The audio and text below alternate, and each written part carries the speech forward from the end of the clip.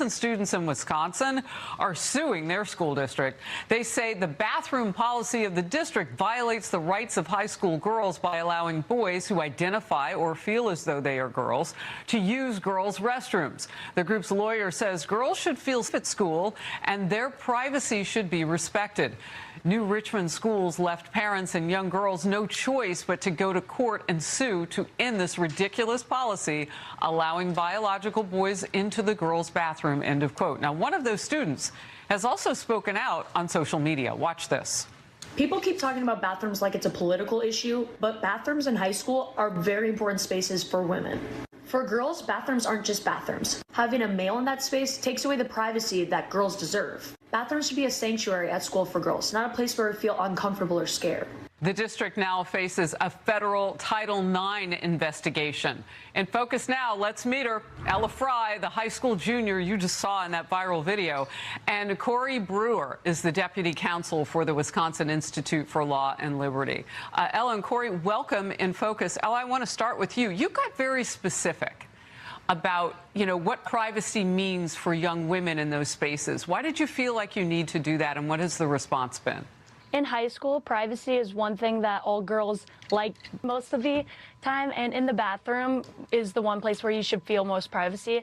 And when I saw that that was getting taken away, it made me feel really uncomfortable, nervous, and anxious.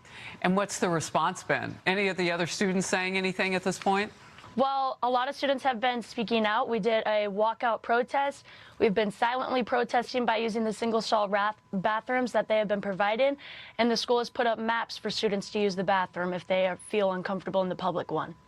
I want to ask you about those workarounds. So the school district, I guess, has tried to do a couple of things. They put in, a single stall. And what Ella was just saying. Talk to me about the workarounds and why that's not enough.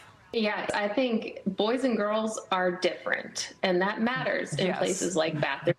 And it really matters in high school. Girls deserve privacy, they deserve dignity. And what we're seeing in schools like New Richmond is the girls either forego using the bathrooms during the day, they have to cross the school to use a single stall, they miss class time, or if they don't, then they're uncomfortable. They don't have their privacy. So what we're asking here is not much. We're asking for a return to common sense because this is only affecting girls. So the stall is across the school, that the boys who identify as girls can go anywhere.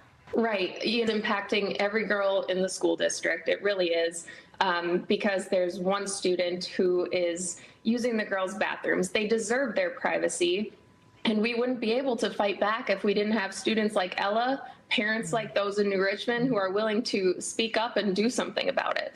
Ella, the conversation has to do with making this a safe space. I want to ask you about that element of it. So for me, high school is a very hard thing. So it isn't just a place where you go to use the restroom. It's a place where you go to touch up your hair, touch up your makeup, cry with your friends. So when I found out that that was getting violated and taken away from me, I lost that sense of safeness. So now I'm the single stall restroom alone, like none of that, privacy that I deserved, that I had before, that has just been ripped away. Corey, how proud of you must be of Ella and other young women that they are really drilling this home and making it rather easy for the rest of us to all understand what the issues are. Title IX was put so that this wouldn't happen. Right. Yeah. As a mom of young girls, I am so proud of Ella. I'm so grateful for the parents speaking out and most of all being willing to fight back, because this is happening outside of just New Richmond, Wisconsin, and it's not enough to be outraged. That's one part of it, but you have to be willing to do something about it. So we're really grateful to be able to help this community. All right, we will watch the story and see what happens next. And you're speaking for a lot of young girls across the country now, Ella Fry. Thank you for that and for being in. Good to see you both.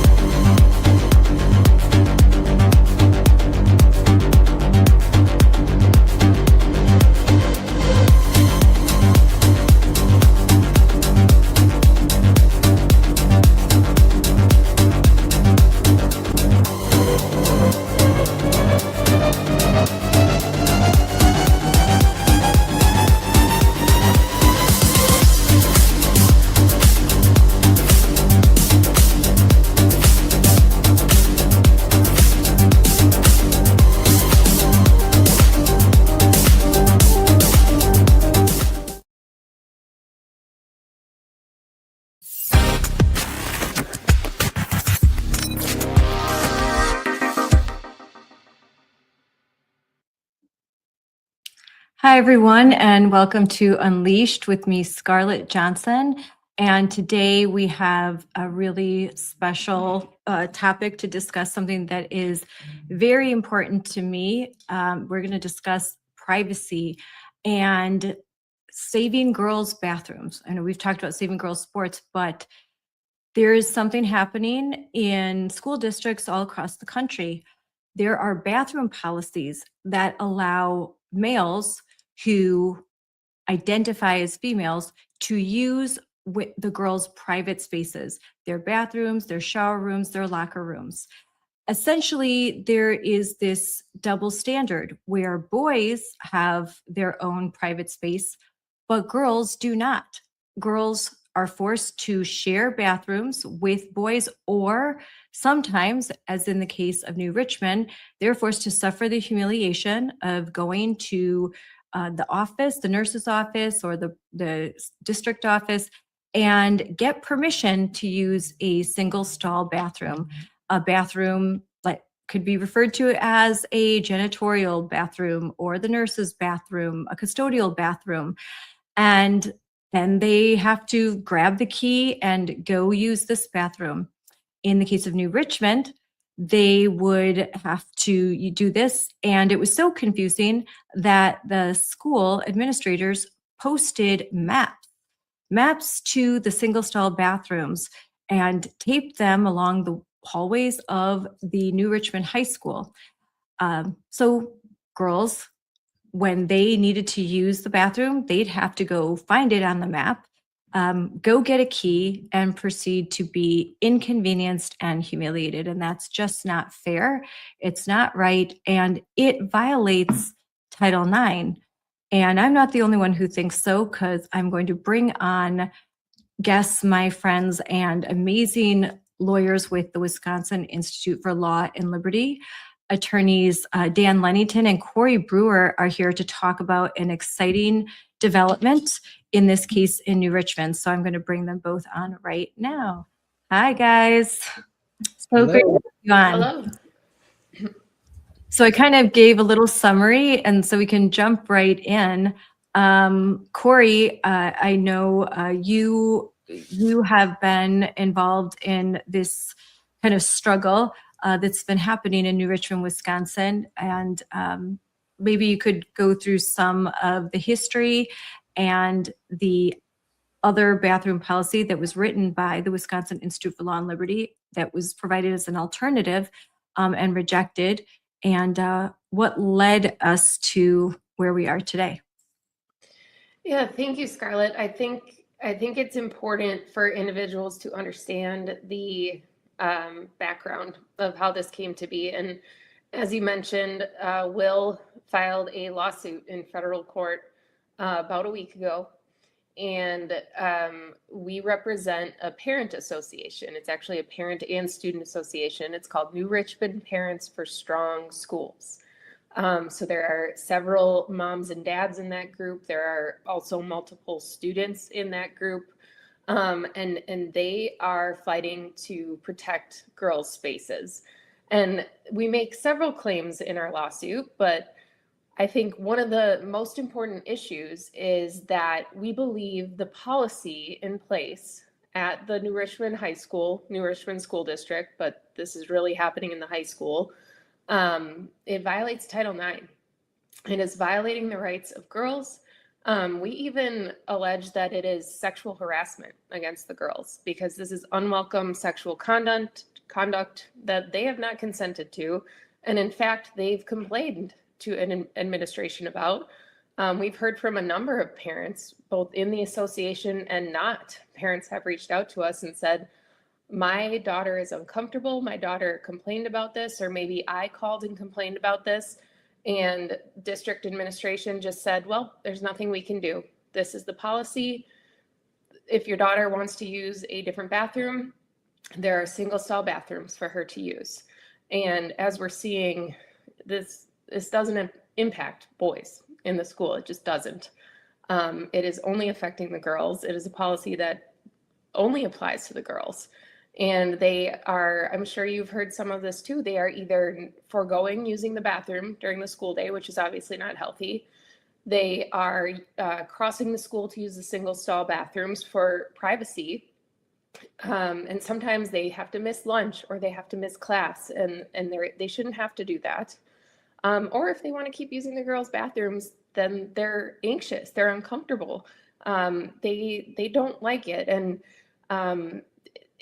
it's in our complaint that the male student who is identifying as transgender and using the girls' bathrooms is an upperclassman, and a lot of the younger girls, especially, they're really uncomfortable with him being in there. This is not something that young girls should have to deal with, and any parent, I think, doesn't want that for their children when they send them to school. No, it's not, and it was really unfair. And I think that there's one, I've talked about this a lot, where one of the girls who's 15, she and her friend went, they were actual victims. They walked into the bathroom and this male was there, and they were immediately very uncomfortable, and they turned around and walked out. They were surprised, they didn't expect this. And when they went to talk to the administrators at New Richmond, they were told that, well, girls, this is just the policy, and we have to do this or we'll get sued. And this is just the kind thing to do. This is what we should do. Don't you want to be inclusive? Like, don't you want to be nice? And one of the girls said, and I quote, like, "This sucks. Why do we have to feel uncomfortable? Why is the burden on us? This is the girls' bathroom. Why can't the boy, why can't he go use a single stall bathroom?" And there was no real answer for that. They were just told, this is the way it is, kind of suck it up. If you don't like it, you can use a single stall. And I went through that process. And that was the attitude of the administration, the school board, at school board meetings, same thing. But Dan, the school board was presented with an alternative, were they not? That it didn't have to be this way. Yes, they could have voted. I think it was in March or February to basically change the policy. There was a motion presented by one of the school board members, and it was voted down. So they did have the chance to change this policy. And as you say, that the interesting thing with this, the transgender moment that seems to be passing, is that it only really works if third persons are changing their behavior. Mm-hmm. The transgender ideology only works when girls and other people are forced to go along with the fiction that a boy is a girl. And it's not just in bathrooms.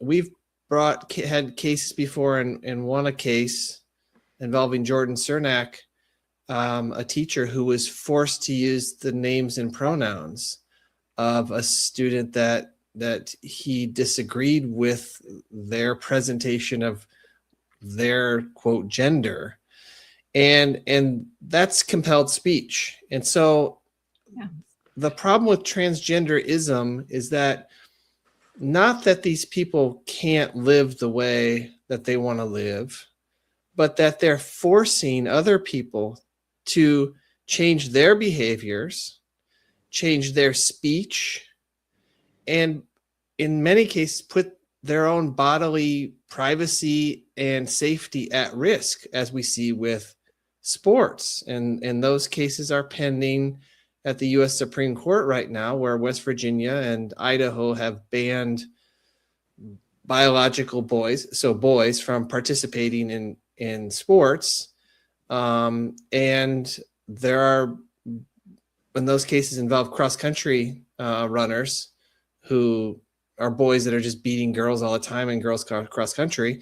But there are, but we've heard stories in Wisconsin about boys playing in girls lacrosse games, which is a I don't want to play lacrosse.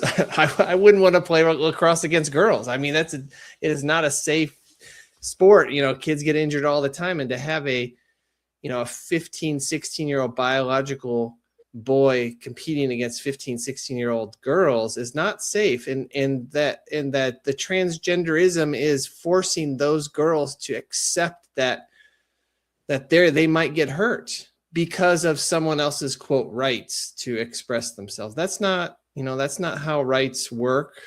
You don't get to force other people to say things or believe things, or to believe that you are something other than you actually are. And that's really where the rubber meets the road. I was listening to Ella, who was on Fox News with Corey, and I got 4 boys. I went to high school. I know what boys do in bathrooms. And one of the things she said that was really interesting to me that I never thought about is the social aspect of what goes on in a girls' high school bathroom. And she said things like, we put on makeup and we laugh and we cry and we comfort each other and we deal with this, maybe we've had a hard day. And I'll tell you, that does not go on in boys' bathrooms.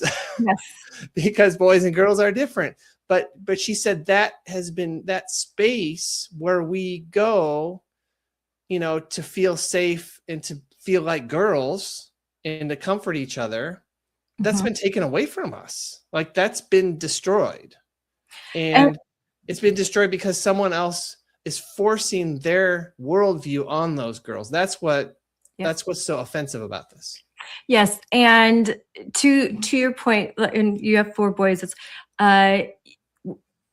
boys don't typically, girls will walk into the bathroom and say, I'm bloated, I'm PMSing, does anyone have a tampon? These are things that you don't want to say. It's like this private girl space where the shared experience that girls menstruate. And for teenage girls, this can, especially at 14, 15, this can be kind of embarrassing. This is something that as they grow into womanhood, then it changes, but they don't want a man in that space. Sometimes I have trouble going into, because now they'll have these gender neutral bathrooms. And if a guy walks out, I'm like, I'll wait for the next one. I don't know. It's just kind of a space you just don't want to just share, especially in a public area, especially in high school, especially with little kids, middle school, the prepubescent girls, and then teenage girls. And there's no way, and this was a question asked a lot of the administrators and the school board. How do you deal with the boys that are going to game the system? The boys that are going to realize that this is an easy way to go into the shower rooms or locker rooms and stare at girls. And, and it happens. It's happened in Wisconsin. It happened in Westosha. It happened in Sun Prairie. And it's happened all over the country. So, and they have no answer to that. They have no answer to that because we're all just supposed to play pretend. But the gig is up when parents and girls say, no, I'm not going to pretend. You cannot force me to participate in this lie, especially when my dignity, my privacy, and possibly my safety and well-being are at stake. So, I mean, Corey, what are your thoughts on that as a woman? Yeah, I totally agree.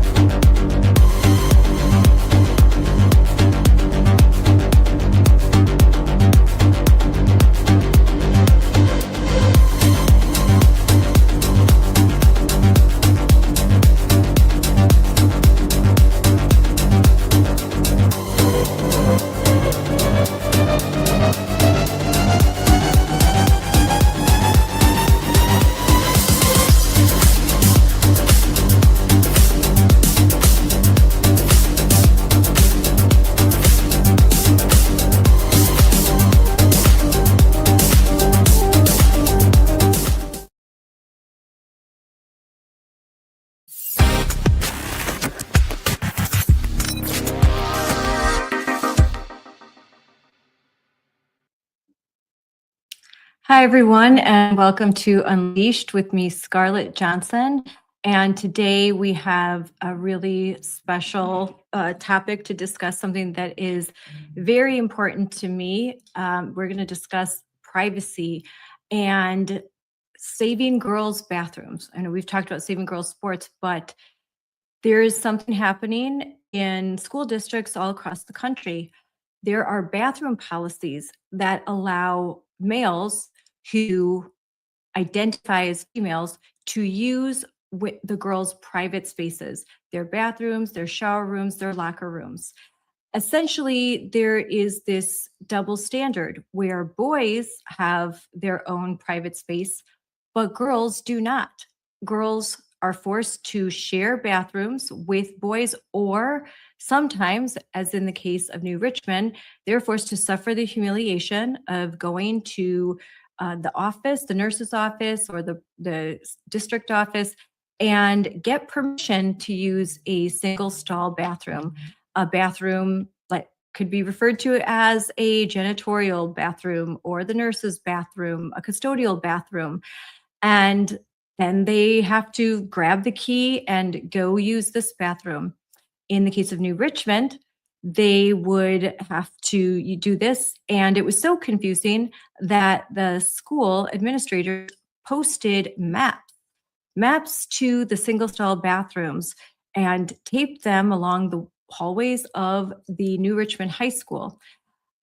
So girls, when they needed to use the bathroom, they'd have to go find it on the map, go get a key, and proceed to be inconvenienced and humiliated. And that's just not fair. It's not right. And it violates Title IX. And I'm not the only one who thinks so, because I'm going to bring on guests, my friends, and amazing lawyers with the Wisconsin Institute for Law and Liberty. Attorneys Dan Lennington and Corey Brewer are here to talk about an exciting development, in this case in New Richmond. So I'm going to bring them both on right now. Hi, guys. So great to have you on. Hello. So I kind of gave a little summary, and so we can jump right in. Corey, I know you have been involved in this kind of struggle that's been happening in New Richmond, Wisconsin, and maybe you could go through some of the history and the other bathroom policy that was written by the Wisconsin Institute for Law and Liberty that was provided as an alternative and rejected, and what led us to where we are today.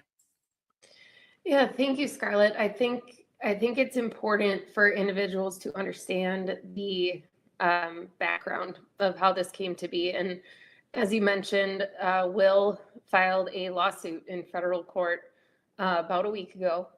And we represent a parent association. It's actually a parent and student association. It's called New Richmond Parents for Strong Schools.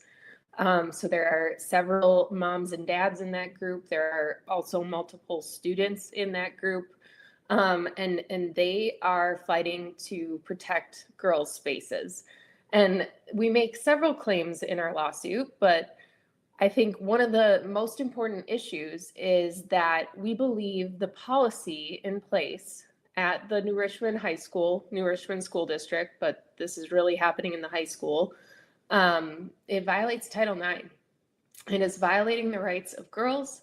We even allege that it is sexual harassment against the girls, because this is unwelcome sexual conduct that they have not consented to. And in fact, they've complained to an administration about. We've heard from a number of parents, both in the association and not. Parents have reached out to us and said, my daughter is uncomfortable. My daughter complained about this, or maybe I called and complained about this. And district administration just said, well, there's nothing we can do. This is the policy. If your daughter wants to use a different bathroom, there are single stall bathrooms for her to use. And as we're seeing, this doesn't impact boys in the school. It just doesn't. It is only affecting the girls. It is a policy that only applies to the girls. And they are, I'm sure you've heard some of this too, they are either foregoing using the bathroom during the school day, which is obviously not healthy. They are crossing the school to use the single stall bathrooms for privacy. And sometimes they have to miss lunch or they have to miss class, and they shouldn't have to do that. Or if they want to keep using the girls' bathrooms, then they're anxious, they're uncomfortable, they don't like it, and it's in our complaint that the male student who is identifying as transgender and using the girls' bathrooms is an upperclassman, and a lot of the younger girls, especially, they're really comfortable with him being in there. This is not something that young girls should have to deal with, and any parent, I think, doesn't want that for their children when they send them to school. No, it's not, and it was really unfair. And I think that there's one, I've talked about this a lot, where one of the girls who's 15, she and her friend went, they were actual victims. They walked into the bathroom and this male was there, and they were immediately very uncomfortable, and they turned around and walked out. They were surprised. They didn't expect this. And when they went to talk to the administrators at New Richmond, they were told that, well, girls, this is just the policy, and we have to do this or we'll get sued. And this is just the kind thing to do. This is what we should do. Don't you want to be inclusive? Like, don't you want to be nice? And one of the girls said, and I quote, like, "This sucks. Why do we have to feel uncomfortable? Why is the burden on us? This is the girls' bathroom. Why can't the boy, why can't he go use a single stall bathroom?" And there was no real answer for that. They were just told, this is the way it is, kind of suck it up. If you don't like it, you can use a single stall. And I went through that process. And that was the attitude of the administration, the school board, at school board meetings, same thing. But Dan, the school board was presented with an alternative, were they not? That it didn't have to be this way. Yes, they could have voted. I think it was in March or February to basically change the policy. There was a motion presented by one of the school board members, and it was voted down. So they did have the chance to change this policy. And as you say, that the interesting thing with this, the transgender moment that seems to be passing, is that it only really works if third persons are changing their behavior. Mm-hmm. The transgender ideology only works when girls and other people are forced to go along with the fiction that a boy is a girl. And it's not just in bathrooms. We've had cases before, and won a case involving Jordan Cernak, a teacher who was forced to use the names and pronouns of a student that he disagreed with their presentation of their quote gender, and that's compelled speech. And so the problem with transgenderism is that, not that these people can't live the way that they want to live, but that they're forcing other people to change their behaviors, change their speech, and in many cases put their own bodily privacy and safety at risk, as we see with sports. And those cases are pending at the U.S. Supreme Court right now, where West Virginia and Idaho have banned biological boys, so boys, from participating in sports. And there are, in those cases, involve cross-country runners who are boys that are just beating girls all the time in girls cross-country. But there are, but we've heard stories in Wisconsin about boys playing in girls lacrosse games, which is a I don't want to play lacrosse. I wouldn't want to play lacrosse against girls. I mean, it is not a safe sport. Kids get injured all the time. And to have a 15, 16-year-old biological boy competing against 15, 16-year-old girls is not safe. And that the transgenderism is forcing those girls to accept that they might get hurt because of someone else's quote rights to express themselves. That's not how rights work. You don't get to force other people to say things or believe things, or to believe that you are something other than you actually are. And that's really where the rubber meets the road. I was listening to Ella, who was on Fox News with Corey, and I got 4 boys. I went to high school. I know what boys do in bathrooms. And one of the things she said that was really interesting to me that I never thought about is the social aspect of what goes on in a girls' high school bathroom. And she said things like, we put on makeup and we laugh and we cry and we comfort each other and we deal with this, maybe we've had a hard day. And I'll tell you, that does not go on in boys' bathrooms. Yes. Because boys and girls are different. But she said that has been that space where we go, to feel safe and to feel like girls and to comfort each other. That's been taken away from us. Like, that's been destroyed. And it's been destroyed because someone else is forcing their worldview on those girls. That's what's so offensive about this. Yes. And to your point, and you have 4 boys, it's, boys don't typically, girls will walk into the bathroom and say, I'm bloated, I'm PMSing, does anyone have a tampon? These are things that you don't want to say. It's like this private girls space where the shared experience that girls menstruate. And for teenage girls, this can, especially at 14, 15, this can be kind of embarrassing. This is something that as they grow into womanhood, then it changes, but they don't want a man in that space. Sometimes I have trouble going into, because now they'll have these gender neutral bathrooms. And if a guy walks out, I'm like, I'll wait for the next one.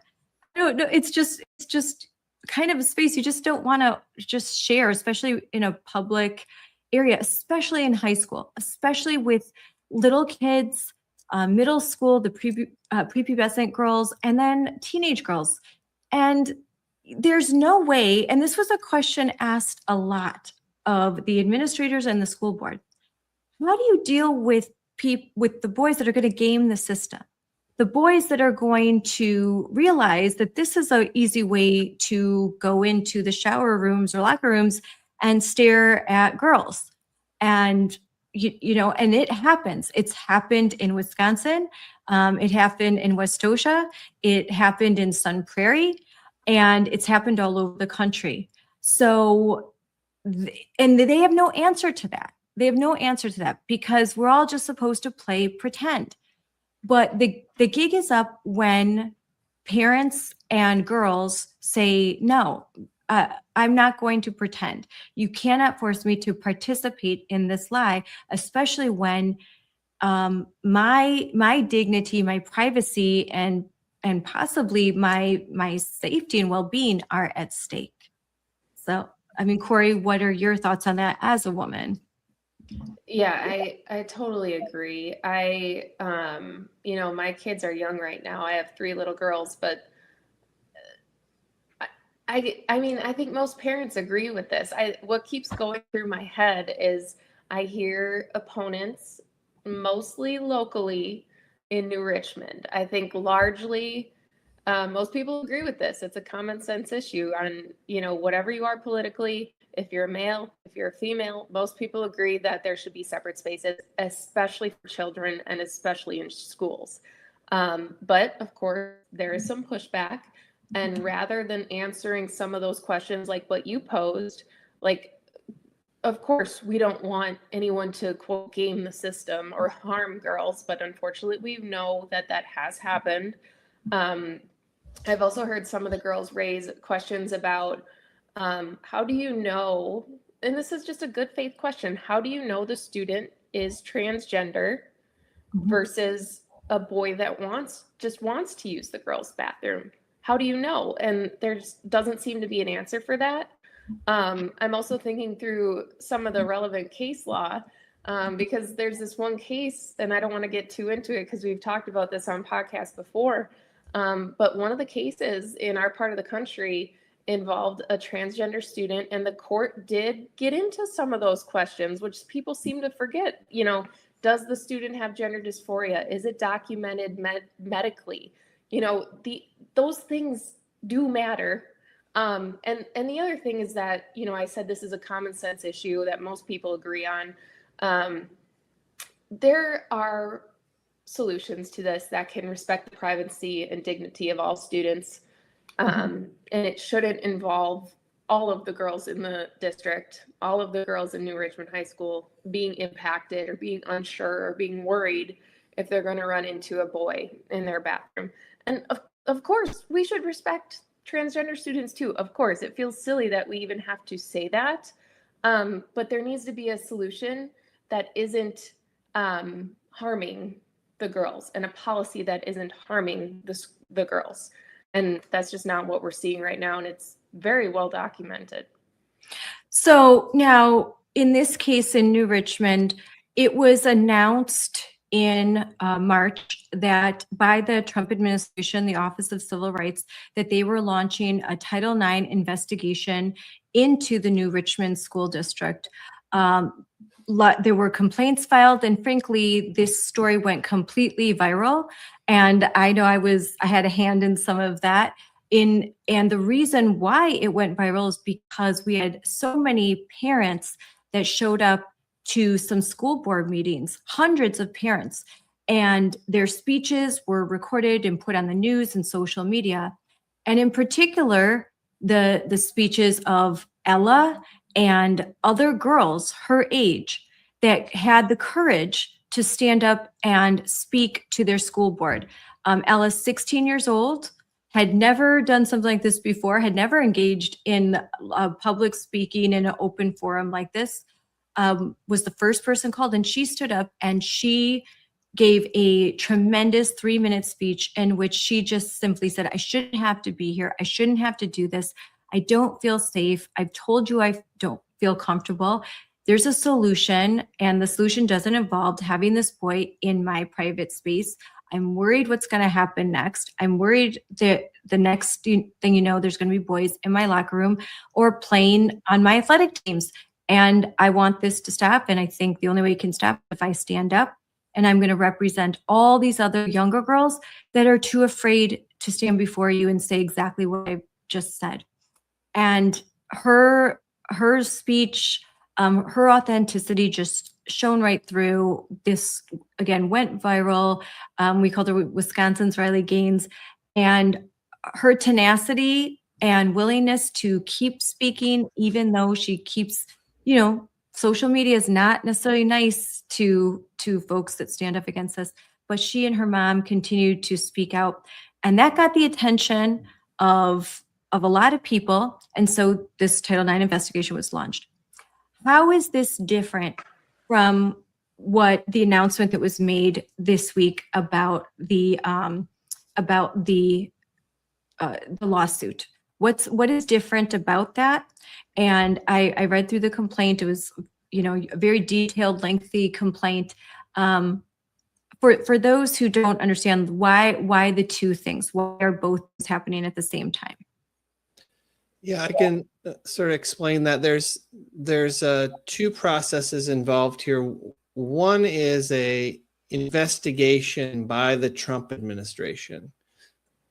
So the New Richmond School District receives federal money, and the U.S. Department of Education gives them that money, and they say, if you're going to take our money, there are certain things you have to do. For example, you can't discriminate based on race, and you can't violate girls' rights under Title IX.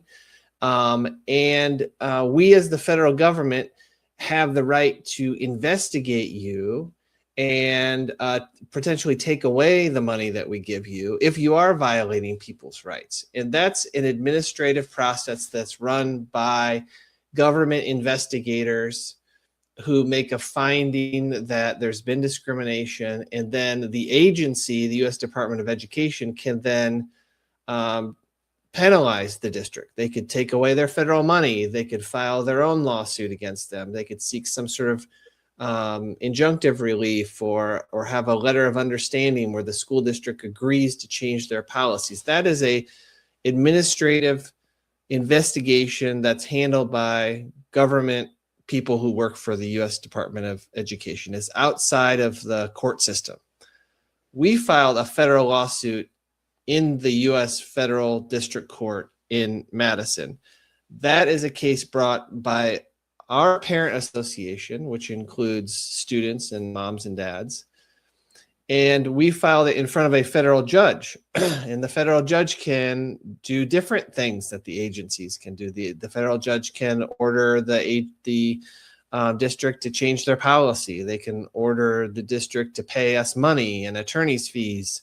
And so that is a process that happens in federal court in front of a federal judge rather than an investigation that happens at the agency. So those are two different things. It's important in this sort of Trump era, though, we've discovered that we need to go to court more because the court process can work faster and it can be more definitive. One of the things that the Trump administration did that I've been critical of online is that they decided they wanted to shut down the U.S. Department of Education. And when they decided they wanted to shut down the U.S. Department of Education and cut funding and disperse all the employees to other agencies, they also cut the staff at the Office of Civil Rights, which is the exact section of the U.S. Department of Education that does these investigations. And so, for example, in the Westosha case, in the Sun Prairie case, we haven't heard anything. We can't get anybody to respond to us. We can't get anybody to even respond to an email because so many people have left the U.S. Department of Education and or been fired or laid off that there's no one left to, answer the emails or actually run these investigations. And so we need to start going to court more, which means we need plaintiffs who have actually been injured and who can assert constitutional claims, and then get federal judges to make rulings because, although the conservatives have said since the 1980s, we want to get rid of the Department of Education. That's great. The government's too big and it does too much, right? But you have to remember there are certain offices within the federal government that do things that we do like. And that do protect our rights, and the Office of Civil Rights and the U.S. Department of Justice Civil Rights Division, and a lot of these agencies have watchdogs within them that are designed to help people like parents and people like taxpayers who are having real problems. And so it's all well and good to cut the government, but you should probably do that with a scalpel instead of a meat cleaver. So that's why we brought this in federal court.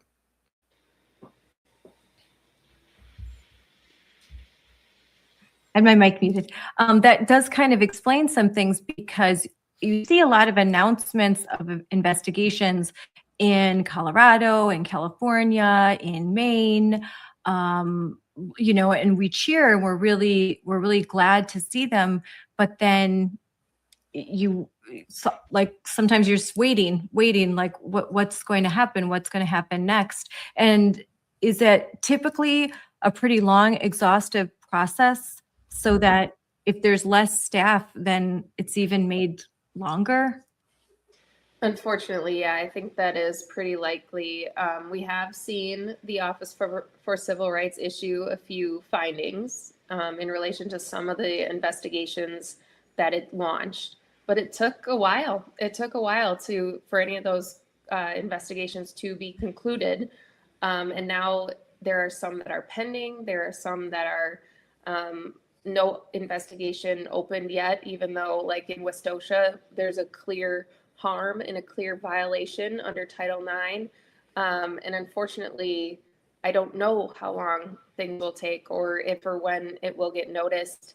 But like Dan said, this is one aspect. I'm sure there are more, but this is one aspect of the federal government where we want them to be enforcing civil rights laws. Yeah. So it's normally a long process. So Mhm. it already is, because it's the government, it's detailed. You have to go through a lot of records and emails and all of that thing. And then with less staff, it's something that's made even longer. And to reference, Westosha was the shocking case. As a matter of fact, I did an interview with Charlie Kirk before his murder, where he said Westosha was the worst case he has ever heard. That's how bad it was. Westosha was a case where a 16-year-old male over 200 pounds, obvious male. Someone did not look like really authentically going through some sort of transition, but this male would hang out in the girls' locker room and watch them undress and do things that I would label sexual harassment, do things that made the girls very uncomfortable. They complained en masse when they tried to even use those single stalls that we talk about. There were long lines for them, and eventually the school district was like, no, like shutting some of this stuff off because of all the confusion. And Charlie Kirk made this remark that kind of changed my mind about single stalls, where he said, where you put these so-called gender neutral single stalls, that's where all the real girls have to line up, because these bathroom policies are just terrible. And it ends up that, boys are in the girls' bathroom and girls have to line up to use that space that was meant to protect the privacy of the usually male who is identifying as a female. And that's not fair. But so Westosha was a very extreme case. There's a lot of allegations made in it, and anyone could go to your website and learn the details about it. But that's why it's kind of surprising. That's one that I'm sure you guys would like to hear back about, because there's parents that are still, living under that policy, and girls that are in that school district. Yeah. We saw one student leave the school. Her parents said, no, we're not doing this, and left the school. There's also documentation that the girls' grades were lowered. They literally were failing gym class, either because they were showing up not in gym clothes because they didn't want to change in the locker room with this boy, or they were late to gym class because they were waiting for a single stall to open up and there weren't enough for all of the girls to do it at the same time. So it was impacting their grades just because they didn't want to change clothes in front of this boy.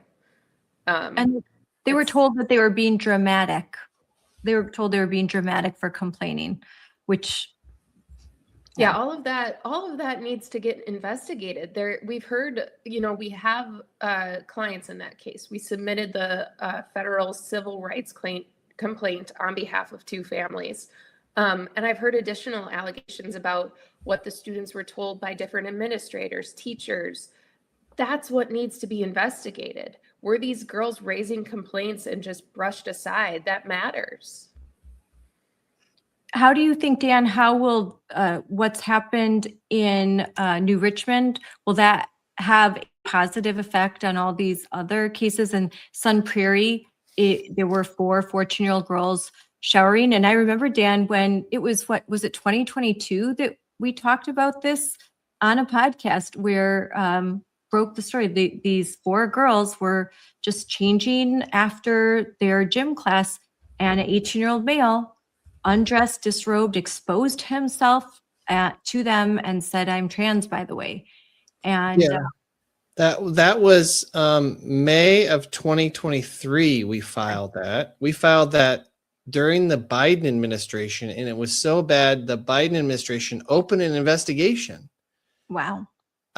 Which they never did in Westosha. and they have yet to do a New Richmond. So the Biden administration actually had a better track record of opening investigations. And amazingly, it's the Trump administration, the one that won't actually come down and make a decision on these cases. So, I would encourage, we've been trying to encourage people who have connections in the U.S. Department of Education to take this seriously, people who know other people in the Trump administration, to say, like, you're kind of losing the people who put you in office when you can't even do these basic things. You're losing support. And I know that the New Richmond case got the attention of the White House, and they were very interested in it. But it would be nice to see some action and some definitive action, because I've heard from a lot of parents, and we talked a little bit about this, about like kids suffering in silence, and girls just dealing with things they shouldn't have to deal with. So, for example, we've heard numerous stories about the bathroom situation at Madison East High School, where allegedly they had just started to shut down girls' bathrooms. And that girls were reporting to their parents that they couldn't even use the bathroom during the school day. And obviously that's not a healthy situation. And we've heard that, bathrooms. So just get rid of them. yeah, they got rid of them on 2 of the 4 floors, I believe, at Madison East. That was the plan.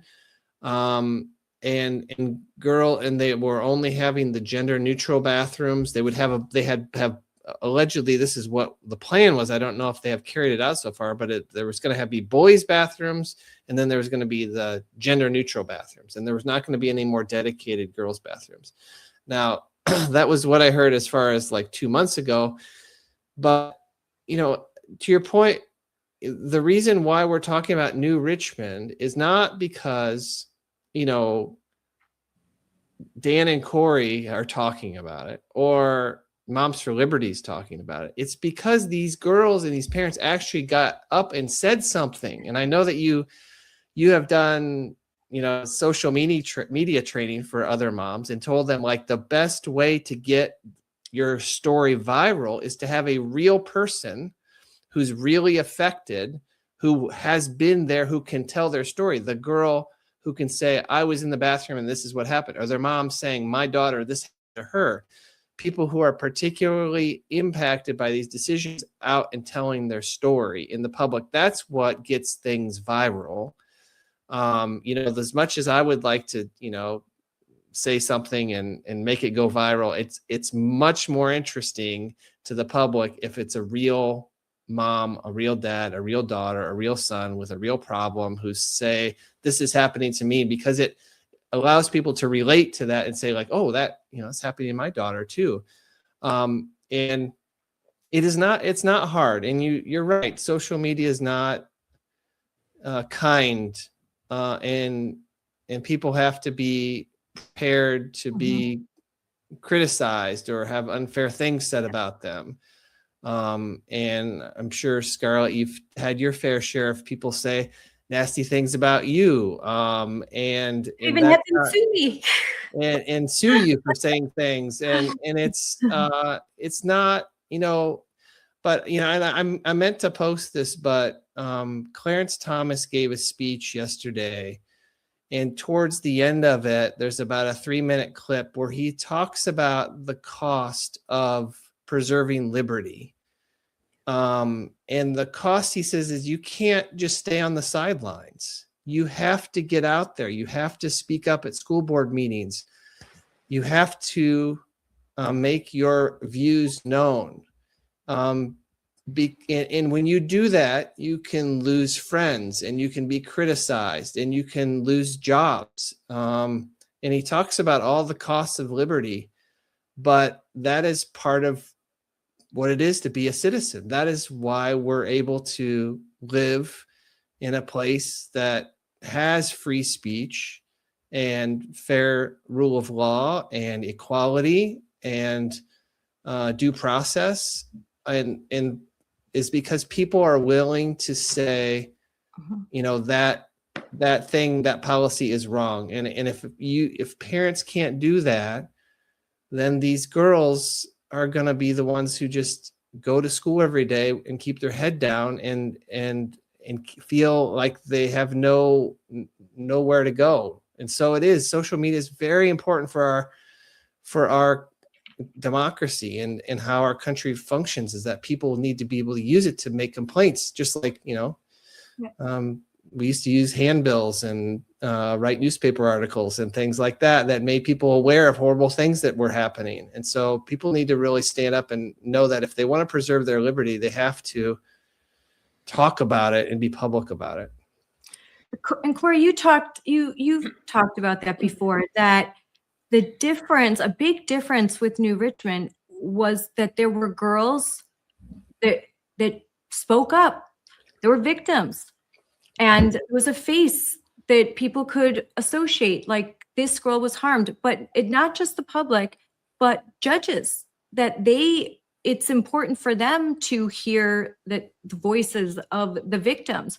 And that when there are students and parents supporting them that are willing to speak up, it makes a whole lot of difference. I think a lot of different parents, even some from Westosha, reached out to me and said, "Hey, what gives? Why did this happen?" And I said, to be honest, first of all, these parents, the organization, everything, we've learned a lot over the years, but the big difference was girls spoke up. Girls stood up. Girls and boys led a protest out of the school, holding signs. They made their voice heard. And the parents, a lot of times parents will even say to their kids, like, "Oh, you don't want to risk that scholarship, or you don't want to risk that someone won't like you." Parents, that's not great advice, in my opinion, to give to your kids when they're in a situation like this.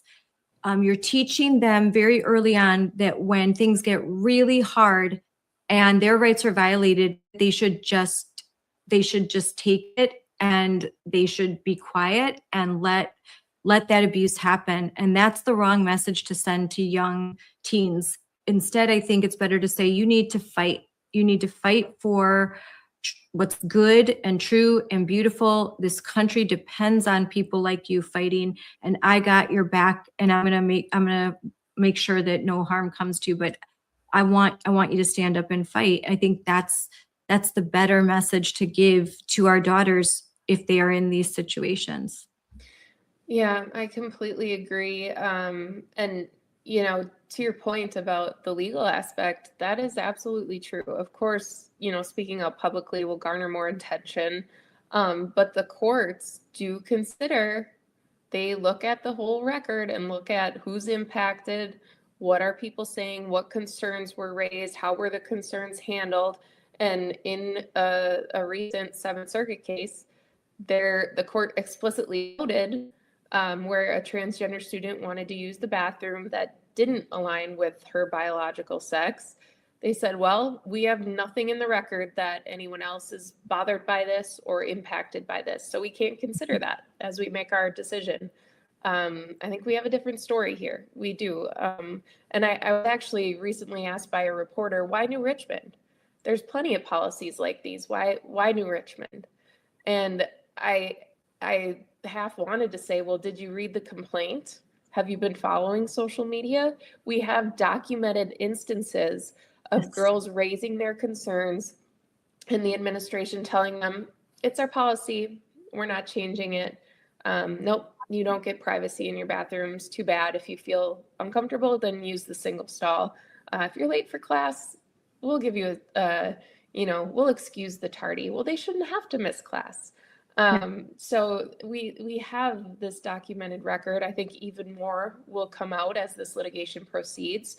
And I do hope, to your other point, that this encourages others around the country, whether it's parents, whether it's students, to speak up, to have the courage. And I think it was important how the girls did it at the school board meeting, in the media.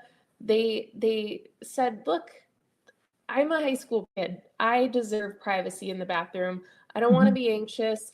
They did it respectfully and in an honest way, a Yes. real way to show that this is a real harm. I'm a kid. I go to school. I have to use the bathroom. I don't want somebody of the other sex in there.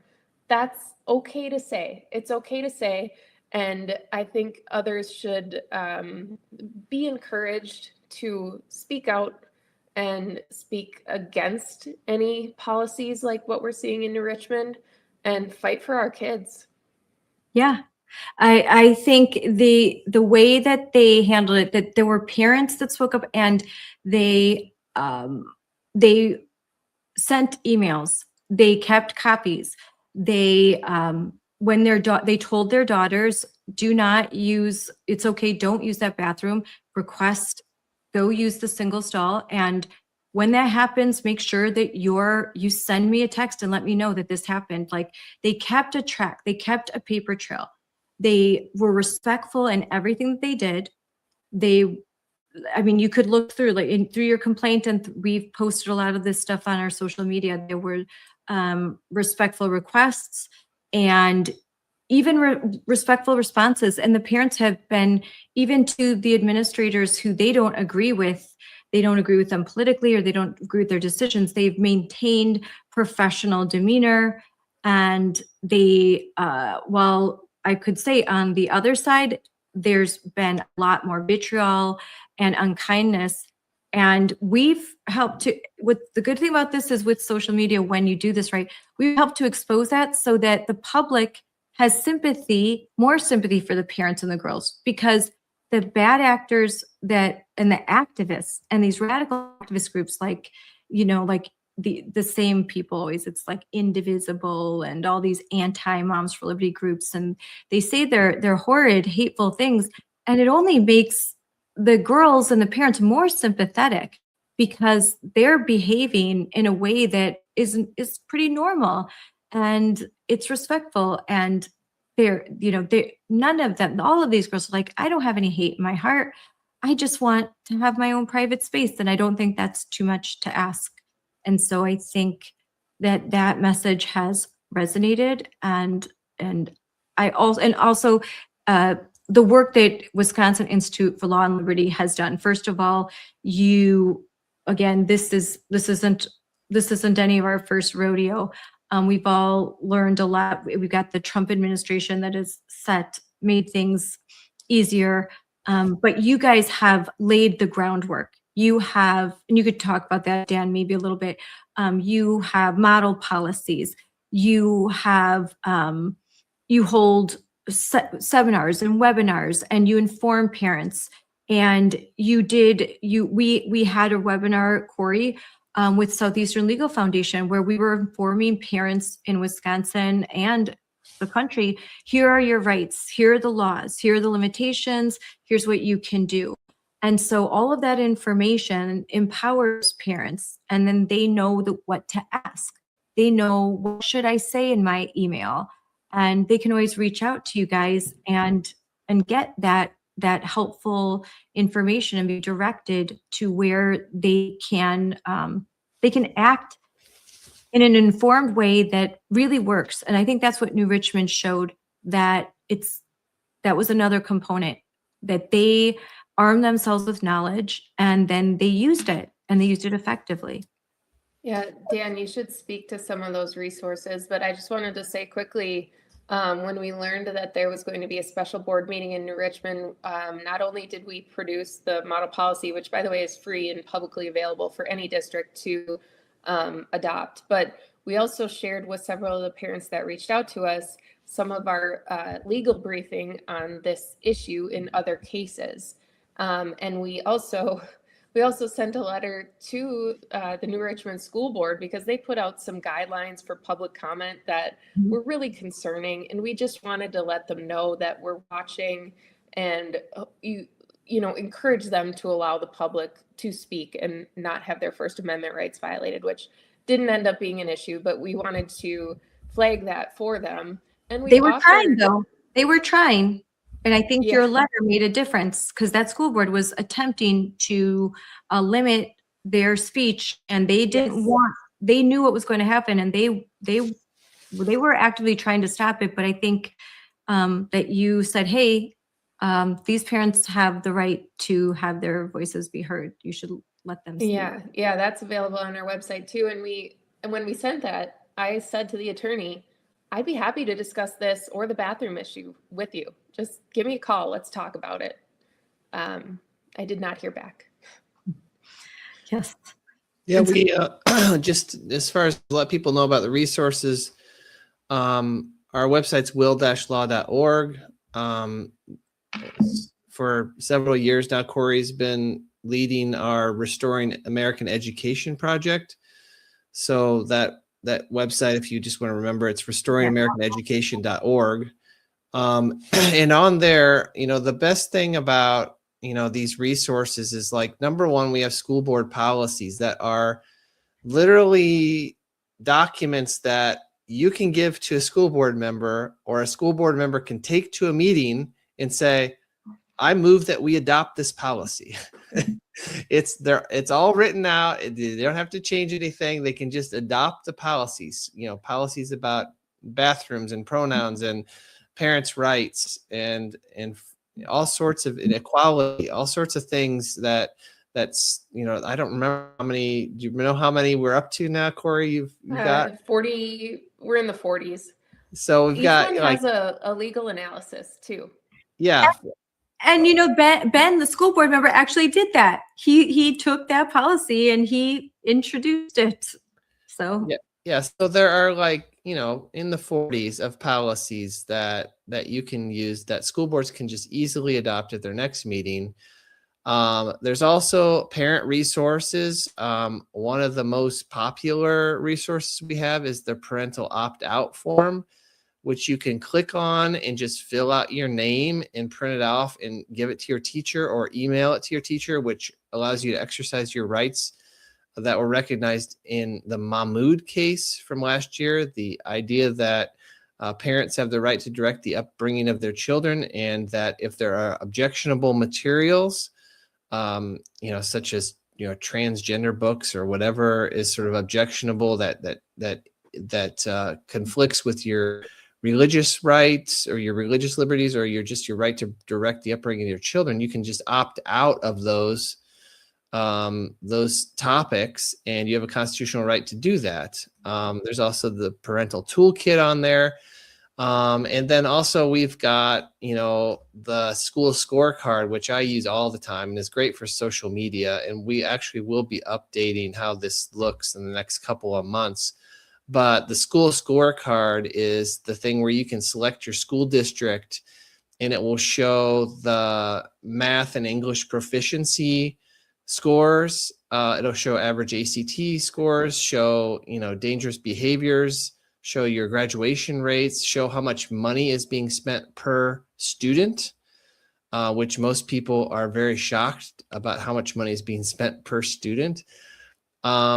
And then recently we just put out our calculator about what would happen if to your property taxes if Act 10 is repealed, if we keep this ridiculous 400-year veto that Tony Evers used, and also if the plaintiffs win what we call the school funding lawsuit, which is a lawsuit that's pending right now, basically aimed at getting rid of school choice and aimed at driving up everybody's property taxes so that there could be basically a constitutional right to unlimited school funding. I guess they want every student to be funded at a level of $30,000 or $40,000 a year, or whatever ridiculous amount of money they want to spend. So all these resources are available on our website, and you can post them on your social media. You can use these to create your own content, which to talk about what's going on in your school district. So people need to get this information out there and use it to protect their rights and protect their pocketbooks and make their school districts better. And Corey, if you're a school board member and you're in our area, Wisconsin, you're going to have an event coming up very soon. Yes, thank you. Next Friday, April 24th in Wauwatosa, which is just on west my of calendar, Milwaukee. signed up today. Yes. Yes, it will be our third annual school board summit. We're very excited. We have a full lineup, everything from teacher speech to technology in the classroom. How are schools using it? Should they be using it? You know, the big conversation last year was around cell phones. Now it's like, okay, but what about Yeah, these Chromebooks and all this yeah, software? Is it actually helping the kids or is it hurting them? Media tips for school board members. We are going to have a teacher panel, all kinds of annual Will K-12 legal update, and our keynote is actually Dr. Cade Brumley from Louisiana. So we're excited to welcome him and hear about some of the reforms that he's been able to get across the finish line in Louisiana to support kids and support teachers, and see what local school board members here can draw from that to take to their districts. yeah. We'll have breakfast, we'll have lunch. We're going to have some exclusive resources for everybody that comes. Registrants are going to be invited to a happy hour the evening before, so it should be a really good event.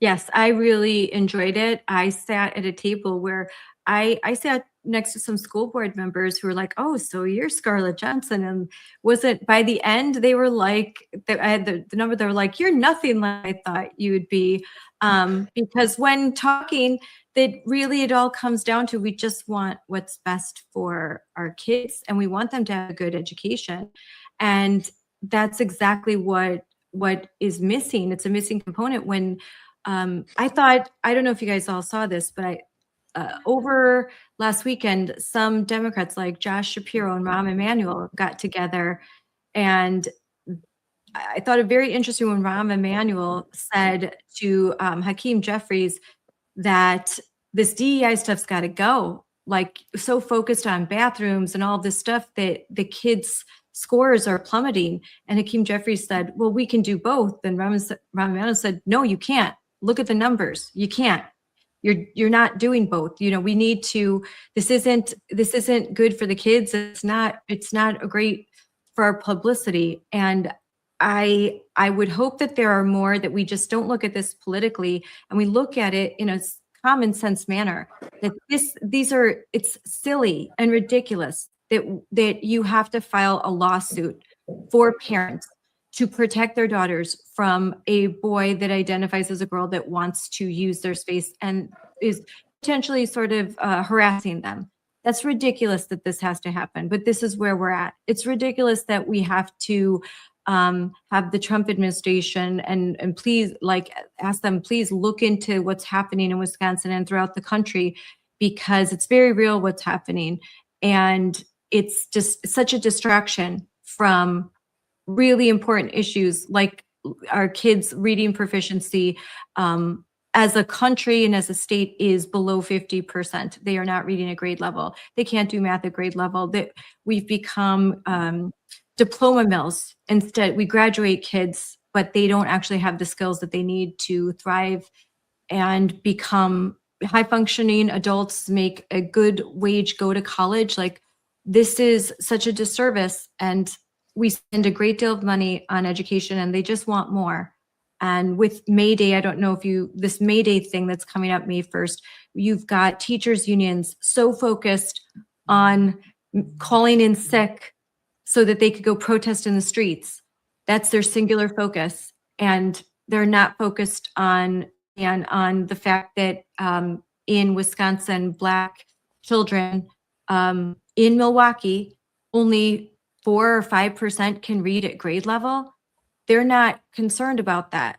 They're concerned about shutting down, kids losing a day of school, and they could go protest with the trans signs, with the whatever signs, all the things, all the political activism. And it's just a shame. Yeah, it's I think what, one of the main points you're bringing up here is that people need to really just focus on principles, not politics, because these political parties are always going to let you down. Republicans, Democrats are always going to let you down. And you know what? They're going to shift their positions and change their positions. So it's important for people to focus only what are the issues that are important to them, not what their party wants to do. But yeah, we have, I think, we have got one of the most significant. We have the most significant racial achievement gaps in the whole country. We have, I think, the lowest incidence in the country of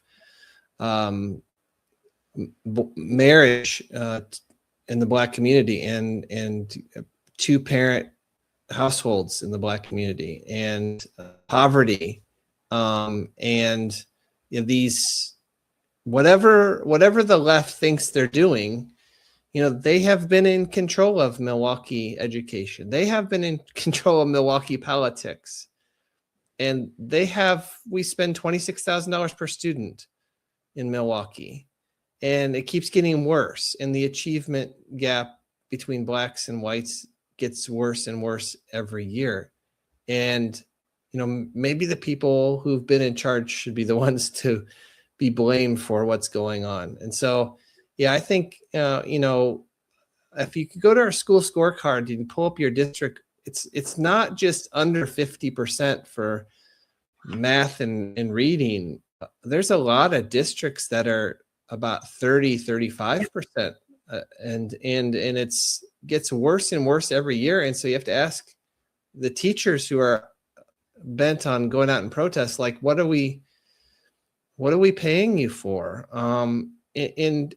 And a lot of the times, the issue is not necessarily the teachers, but the growth of the administrative staff that keeps getting more and more bloated. And we have even that on our school scorecard. You can see, how many non-teaching positions there are and how those have been growing over time. So, our public schools those are government agencies, and like any government agency, they become bloated and inefficient. And so, people have to realize that when they vote in April for the school board, they can make real changes. So it is very non-surprising, but disappointing that teachers are gonna leave kids in school on May 1st so they can go protest for apparently more money, which it's almost as if the money is inversely proportional to the achievement. Well, for May Day, what they're protesting, sort of like No Kings. It's a pure political protest stand. It's not even. It's all about they are protesting the regime. And I've had the unfortunate.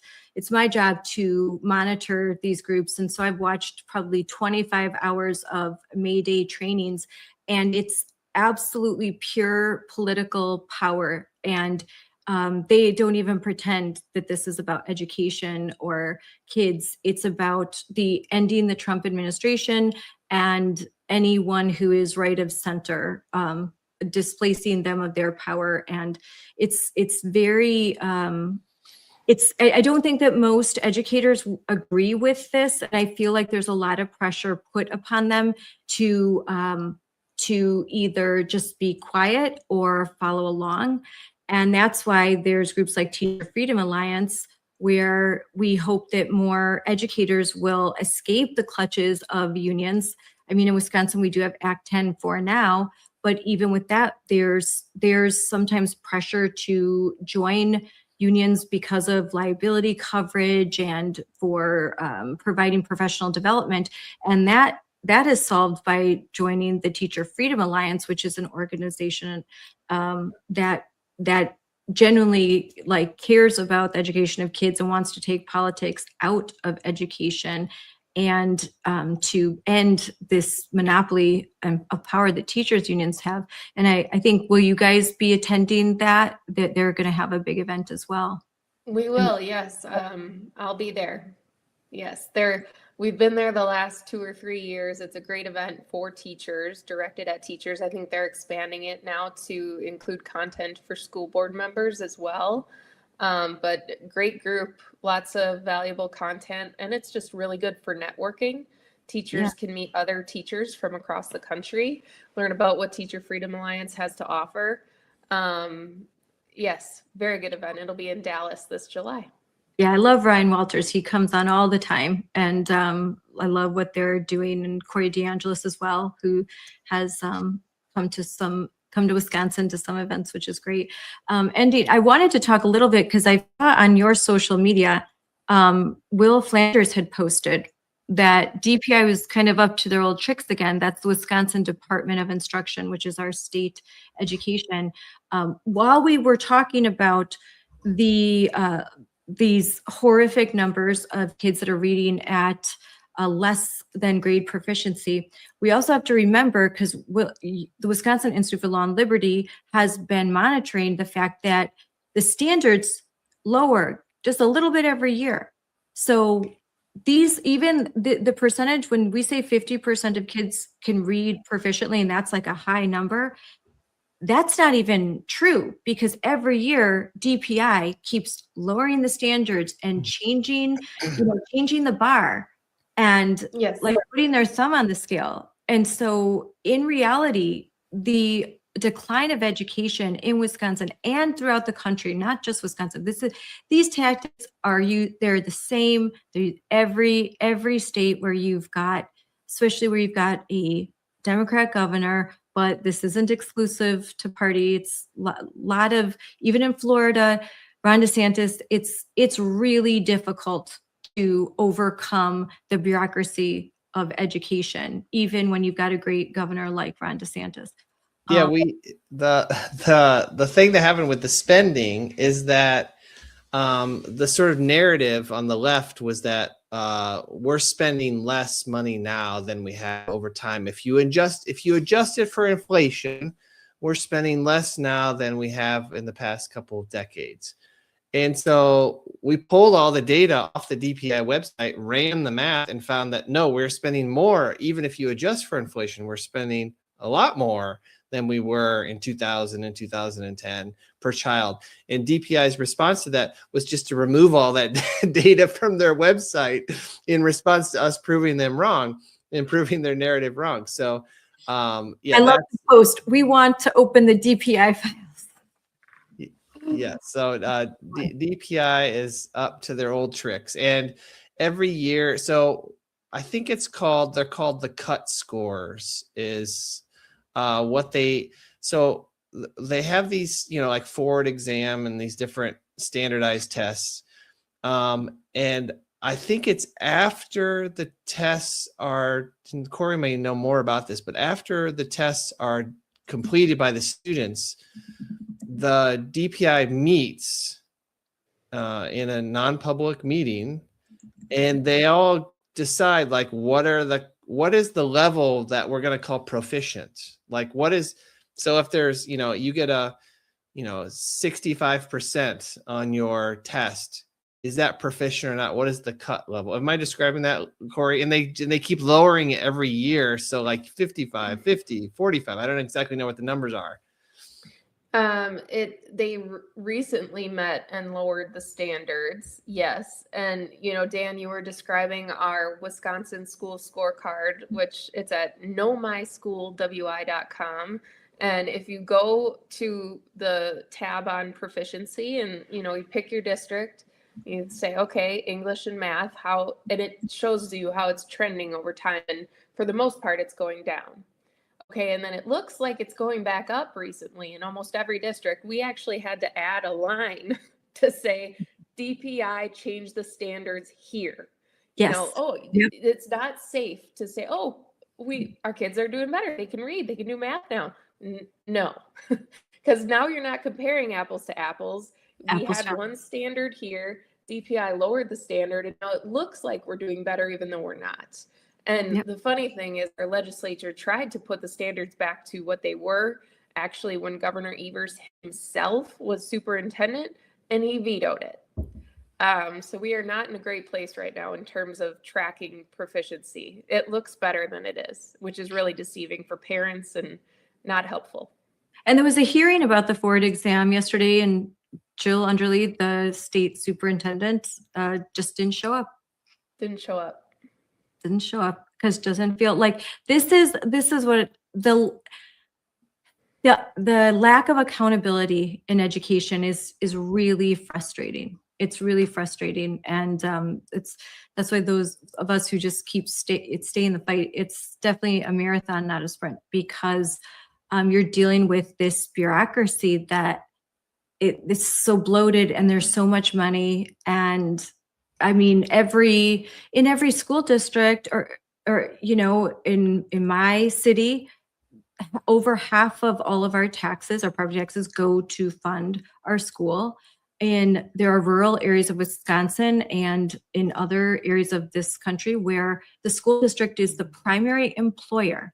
So imagine that the primary employer in a small town, that means a lot of folks work for the school district and they're not likely to vote themselves out of a job, or they're going to fall in line because they don't want to lose their job. And it's very hard. That's why we need school choice, and that's why we need accountability, which you're trying to provide. But it means that parents really, if I could just get more parents to get more involved and engaged and go to school board meetings, it would make, I'm telling you, if you just had 10 solid parents that showed up at every school board meeting asking questions, it would make a world of difference just showing up and being involved. They're not the most fun meetings, I will admit it. They can get really boring, but just showing up, and that's what we do at Moms for Liberty. That's why I'd advocate join a chapter, start a chapter, because we need more people, because it can be very exhausting to do all this work. And so, you know, many hands make light work. So if you had more engaged grandparents, parents, aunts, uncles that just care, you should care about your schools. A lot of times your property values are dependent upon good schools, and it's just the right thing to do. So I really encourage folks listening to get involved and to care, because it makes so much of a difference. They've been able to get away with a lot of shenanigans because not enough parents are watching. It's true. Yeah, I've seen posts on social media along the lines of, you know, one of the problems in public schooling is that it's viewed as a jobs program for adults rather than getting an education for children. And it sounds almost hyperbolic because it's school. Of course, the primary education is for children. But if you go to school board meetings, I am not lying, sometimes the kids will not come up in the discussion. How are our kids doing? Are they learning? And that's not across the board, but it happens. And there have been school districts that say, well, we can't cut that position. We have to provide jobs. Well, Yeah. That's not the goal. That shouldn't be the primary goal. It should be about the kids and how they're doing and how they're learning. Well, thank you guys for coming on. This has been a great conversation. In closing, what advice would each of you give to the parents and the people watching? And what are the things to watch for legally, the Supreme Court, in the next few months?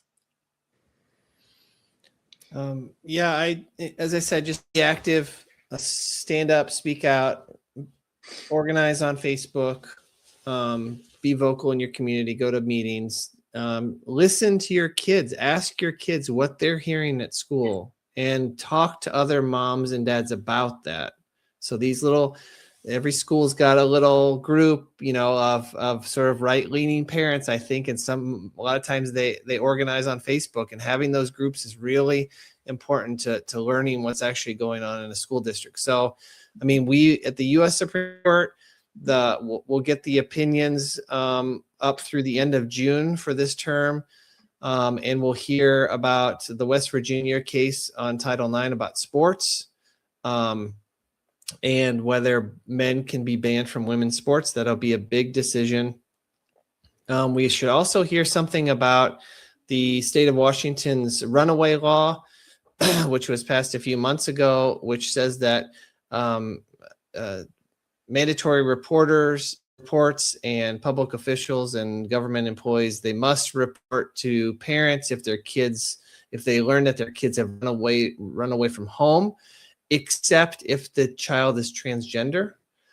So this transgender runaway law is at the U.S. Supreme Court. We should hear something about that. There are other situations around the country that people should be aware of state officials, government officials, school districts, mental health, so-called mental health professionals, helping young girls run away from home. I think we're going to hear in the next year a lot more about runaways, and that is an epidemic that's going on right now. So moms need to think about, asking their daughters about this issue and start talking about it now, because it's going to be more and more prevalent. So those are the things I would look out for, and also following, our new Richmond lawsuit, and other lawsuits that we have out there where parents have been abused by school districts. And Corey, I have one last question.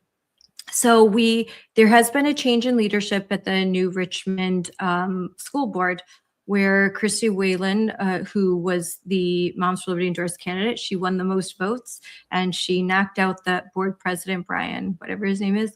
And so what would happen if the new Richmond school board decided we're going to change the policy and we're going to get rid of this policy? What would happen with the lawsuit or with the Title IX investigation? I would love to see that happen. I think that's like one of the best case scenarios. We have the model policy that would make it easy. But yeah, I mean, typically if something like that were to happen, if they were to pass a policy and it were to comply with Title IX and protecting all students' rights, then maybe we could dismiss our case. It's hard to say what exactly would happen, but I would really like to see that happen. I think that would be a good thing for the local community.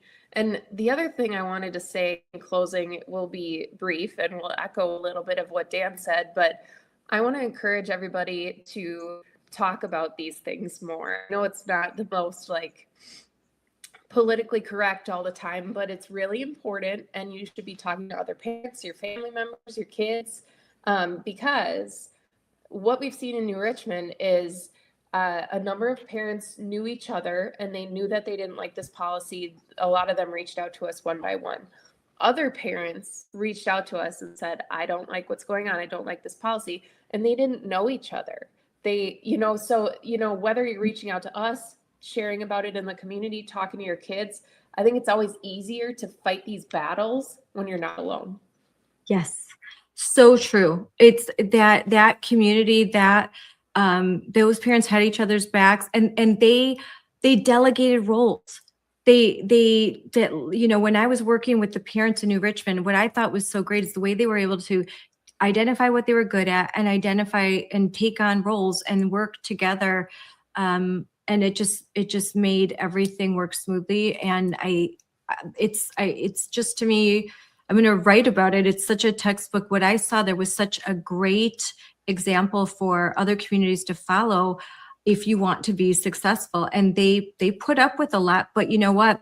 In closing, what I will say is talking to Ella's parents and to Ella, I talk to them a couple of times a day still. And I knew that it was getting a little bit hard. And after going on the Fox News program, Ella did so great. You both did so great. And that clips all over the place. Ella had some response from adults in the community who should know better. And so I put out a post just saying, hey, give a shout out to Ella. She's getting, the haters are coming after her. Let's show her some love. And 2 million engagement, liked by Elon Musk, reposted all over the place. And they felt so much love out there. And it goes to show these haters, they're like 5 people in their parents' basement. Okay. The people that most people are celebrating what Ella did and what the parents did. And it's, who knows what 15-year-old, 16-year-old girl is going to be inspired to do the same thing and fight back. And it makes a world of difference. One person can make a difference. And usually there's a little saying that I have up.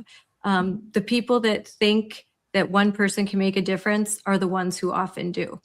And I firmly believe in the power of just a person who believes and just won't give up and will keep doing the right thing. So that's it. Yes, that's a great message. I thank you guys so much for coming on, and I thank you guys so much for all you do for the children and families in Wisconsin and throughout the country, because you represent, you take on cases that are federal, and I don't know what we'd do without you. So thank you so much, and I appreciate it, and we'll be talking soon, I'm sure. Thank you. Thanks. Thank you. And I am so glad to have Ella on again. And I just finished talking to the lawyers at Will, Dan Lennington and Corey Brewer. And Ella could not be on that first interview because she has school and she has track. And what events do you do in track? I do triple jump, long jump, pole vault, and I also do a 4x1. So I occasionally run sometimes. I'm not a huge runner though. Oh, but you're a jumper, obviously. Yeah, I like jumping. And you also, and then in the fall, you play volleyball. Yep. Are you planning on playing collegiate sports? Or are you going to try for anything like a scholarship in any of those I wouldn't sports? mind going to college for track. And my mom really wants me to go for volleyball, and I've been thinking about it. I don't know. I do it for either, really. Yeah. Has your prom happened yet? It's on the 25th, so next weekend. Next weekend, do you have your dress? Yeah, I do. I'm getting it hemmed a little bit from my grandma's friend right now, but Yeah. My daughter's prom is this weekend. So her dress is ready. We've got hair appointments set, all of that good stuff. All of the fun stuff of high school. So big, there was big news. You were on national TV on Fox News. So tell us a little bit about that experience.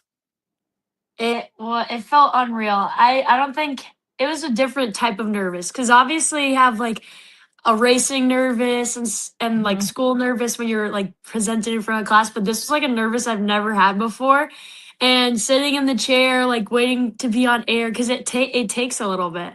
So I was like watching the news and stuff, and then it says, and I'm here with, and then I show up on the screen. I'm like, oh brother, and then I don't know. I was lost for words. It's my whole mind went blank, and I didn't know what to say. But I think I did a pretty good job. You did really good. You did a really good job. And I'm going to, the clip, I'm going to play that at the end. So but you did really good. But that is totally normal.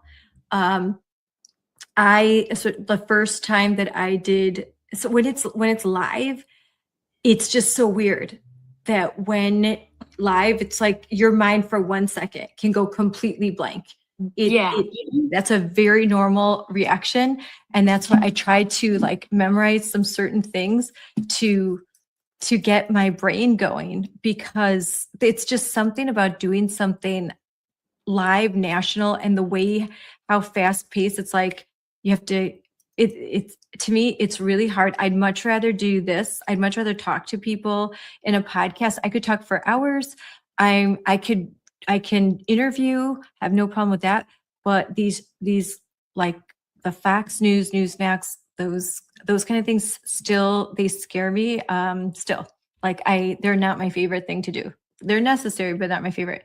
Yours was a little bit longer form with Harris Faulkner, and Corey Brewer was there. She live streamed in, and so you had at least you had Corey there, so that there was someone else taking some questions. But was it fun seeing how everything works behind the scenes? It was really cool because I was just sitting in the chair. A lady comes in and starts putting on my mic, and other ladies putting powder all over my face. And there's a lot that goes into it. They do a sound check and mic check, and they tell you to sit a certain way and to move. Yep, all of that stuff. But I mean, that's a big experience for 16. How did your family, friends, people in the community, did they text you a lot? Like, I saw you on TV? Yeah, right after my mom's phone just blew up. I go on Facebook and like one of our like friends in Richmond's posted it. Oh my goodness, she's on the news. And yeah, it was super fun. I kind of kept it a secret. So then when I told all my friends, they were like, no way. Like they were all surprised. And a lot of people have been talking about it too. Oh yeah, a lot of people are talking. The posts they've gone viral on numerous big accounts.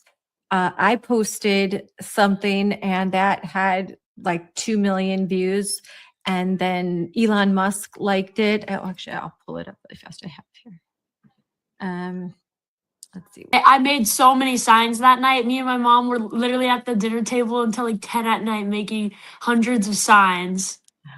That's a good picture. Yes, I saw. There's a photo of you like kind of laying on the floor making like all of those signs, which is really cute. So yeah, so here, this is the post, like, and this is one of the clips. There you are, and they have that background there. And then this was from here. We could play like this here. Because it's the school board, but it's also for us as kids, as young girls that are scared to use the restroom. That shouldn't be happening. And I'm thankful that they're able to look me in the eye, talk to me, tell me what my future is going to look like. And I'm hoping that you guys can all help my future be better than what it is right now.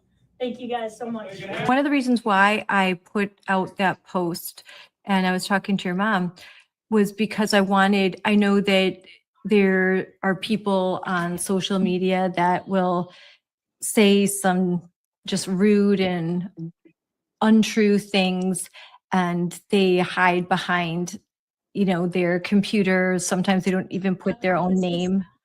Oh, hold on. And so I wanted to put something out there that was, I wanted to put that out there because I wanted you to see how much support you have. And there was so much support, right? Peyton McNabb reposted, Riley Gaines reposted with messages. Lots of famous people reposted and sent messages. We're with you. We'll follow you. And your X account, I have to look at how many people are following you now, but your X account went from like 3 to a pretty big account now. Like last I checked. So that's giving you already kind of a platform. You have 23,000 followers. There are people that are on X for years and don't get that many followers, but you got that many followers in a week. And so that just shows the power of your message and that you have influence.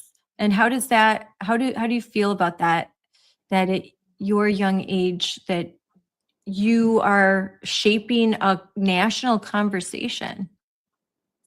I feel proud to be able to be the one that gets to do it. I mean, anyone from those speeches could have been able to do it, but I'm just grateful that like I was the one that got to do all this fun stuff. It's been a crazy ride and there's been a lot of hate, but I think the love comments definitely outweigh it. I've gotten way more kind comments than I have been like when I went on the news. After that, I had so many people flooding, finding my Instagram, like positive comments they're commenting. And I was like, wow, I just feel really loved and supported. I don't know how to explain it.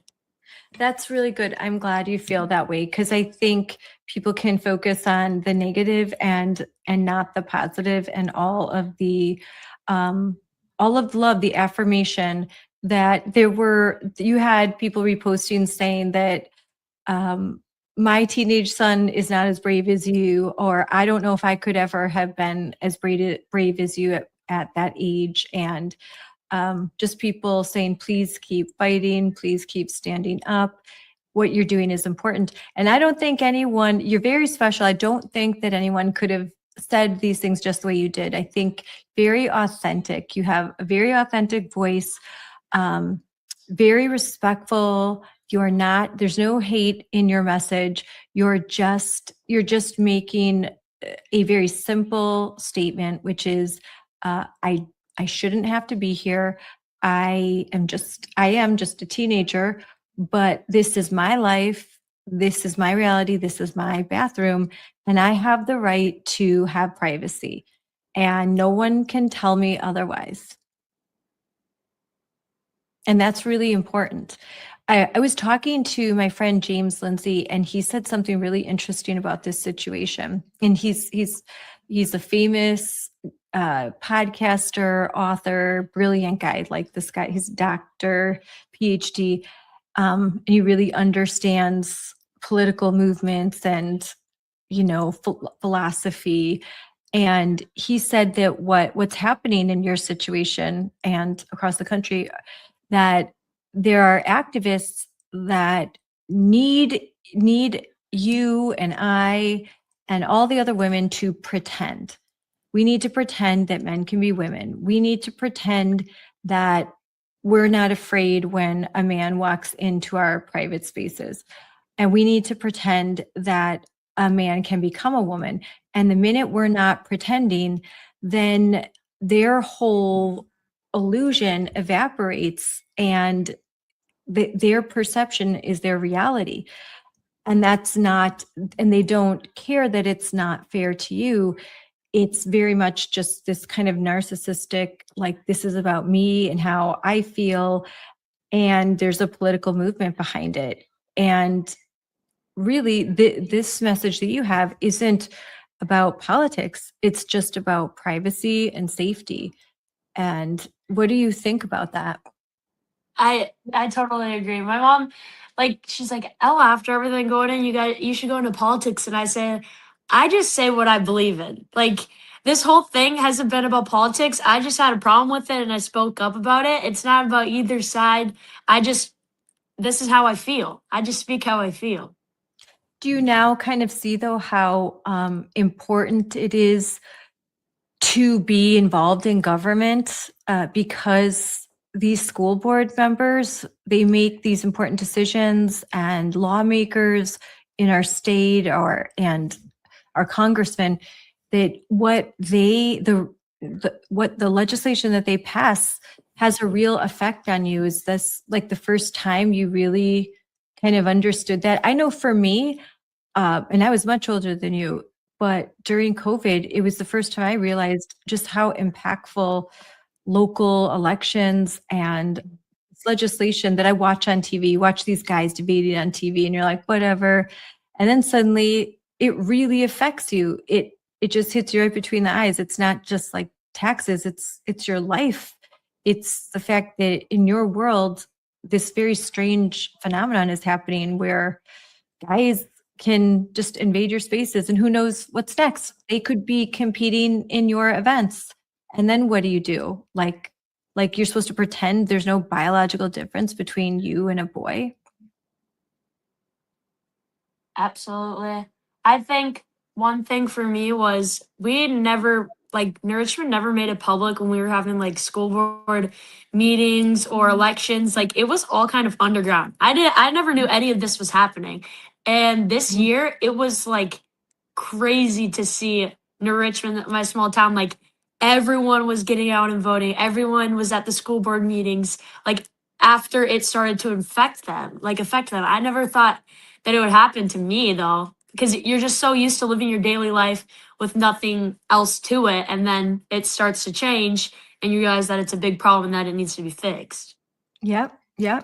It's and that's what's more, and at your young age, to understand that and to stand up and to say something is just, it's huge. It's huge. There's so few. Look, there were some girls that spoke up at the school board meeting. There was a few other ones, but you really kind of stuck it out and you keep talking about it. And I think you never know, Ella. You don't know what 15-year-old, 16-year-old girl was watching you and who will be inspired to do the very same thing, who will think, well, if Ella could do it, then maybe I can do it and I can say something. And I think it's really important that parents stand behind their daughters when they speak out. On the left, you see that all the time. You see, like, in the left, they're very activist about everything. Like, you see these like the trans rights groups and how they parade their kids around and they make their kids get involved in all this political stuff. And your mom never did that to you. I don't do that to my kids. Like we've never wanted to do that. But in this situation where there's injustice, you have to inspire and support your kids to stand up, because I mean, really, if you wouldn't have spoken out, I don't know if all of these things would be happening, because like Corey said, there are times where judges won't, they make decisions in a case because there's no children coming forward to say that I was harmed. Yeah, I don't think I could have ever done it without the support from my family. Like, I look at the school board, I still remember it. I remember seeing my grandparents in the crowd, and I go up, I'm like, Oh, I'm so scared. I'm so happy you're here. And they're like, remember what God says. Like, don't be afraid. You got this. And I don't know, everyone's support. I don't think I could have done it without it. so I didn't know that your grandparents were there too. They stayed up past their 5 p.m. bedtime, and they were there. Oh, that's so sweet. That is so great that you had your parents there, your brother there, your grandparents there, all there to support you. And that's amazing. That's really important. I'm sure that gave you a lot of strength, and I'm sure they've been praying for you to stay strong in all of this. They have been. My grandparents have been telling all of their friends, and my group was like, "They're so proud of you." Like when I went to go get my prom dress fitted, she's like, "I'm so proud of you. You're doing great things. Like I can't wait to see what your future holds." And it's they're spreading the word. And there are some what we call like the haters out there, and I'm continuing to research, and I've done some research on some of them. There's one, and they were at the event where I was in New Richmond, and talking to you, your mom, and a lot of people in your community. They had this little protest. As you remember, the woman walking around in costume, the Handmaid's Tale costume, and I noticed somebody out there, and then I looked on social media, and there was somebody that was posting like just very nasty, like hateful things, and looked her up, and she's a literal, like she had a pentagram, like satanic, and claimed to be a witch who followed Lucifer. So that tells me we really are fighting evil. Like when the people that are against you and your mom and me and all that, when they when they put on their social media that they're a witch who follows Satan, that was affirmation for me that I'm on the right side. Hey, God, like, God, I got you. Yeah, for sure. My mom's like, remember, like, give all your glory to God, because you wouldn't be here, you wouldn't be doing the things, I wouldn't be as brave as I was that night without God. So I'm just grateful for every moment I get. Yes. Yeah. And we'll rewind. So you were on the Fox News show because there was an announcement of a private action, a lawsuit filed in the federal courts on behalf of New Richmond students and parents. There was a parent association formed with the Wisconsin Institute for Law and Liberty. And you were on the talk show, and you've done a bunch of other things to talk about this, about what happened, what you faced, talking before the school board. So how do you feel about this lawsuit? Does this feel like empowering, like to take action, to stand up and go to court and really fight for what you think is right? Yeah, I'm really excited, especially because it's public news now, because for a while it was just kind of private. But I think for now, like everyone knows now, like not even like the haters, the people I know, they all know like this isn't ending here. It's going farther, and we're taking action to it. And I'm really excited to see what happens as the outcome. Yeah, it was a surprise. It was a surprise for even me. It was, I was told a surprise is going to happen, and I knew you were going to talk to Fox News, but I was hoping for something like this. But I was really happy to hear the news and glad that it could finally be out there. And on top of that, the Trump administration Office of Civil Rights just last month had put on notice to the New Richmond School Board that they were doing a Title IX investigation. And it was largely, you were quoted in that, in the press release. They talked about you and how your speech and the protest that you were part of the group that led a protest in your school. And that was cited as a reason why the Trump administration launched this investigation. So that you must feel that all of this must feel very, very good. Like you are one of the few people that you're seeing the wheels of justice turn and do good things. Absolutely. And like I said, it feels crazy to be the face of everything. Like there is a lot of people that were agreeing with me, but it feels great to be speaking on behalf of them because a lot of people are scared. A lot of people can't do it. And there's some kids that are scared and their parents aren't supporting them and they're leading them in the wrong direction. And to that, I'm just grateful that I'm able to speak to them and maybe motivate them to do their own movement in their school. Are you happy that a school board member that you can't vote, but that you supported Christy Wayland? Were you very excited to hear when you heard the news that she won and she'd gotten the most votes? Me and my mom were going to our neighbors. I was writing little notes. I'm like, please help me out. Like, put Christy's little card for when it was voting day. My boyfriend woke up and went and voted in his PJs, saw some teachers. Everyone was voting that day. I was really happy to see that she won. Yeah, and that she got the most votes. It was well deserved. It was well deserved. She beat out the school board president. And his loss was well deserved too. He did deserve that. There's more issues going on in your school than this bathroom issue. Like your mom has expressed that she wants your education to be better. She wants it to be better for your brother. There's a lot of other concerns, and she'd like to see those addressed. Is that what you're hoping, that they could just stop with this dumb policy of letting boys and girls bathrooms and things could just get back to normal, but also get better? Yeah, that's what I hope will happen from everything that's going on. Yeah.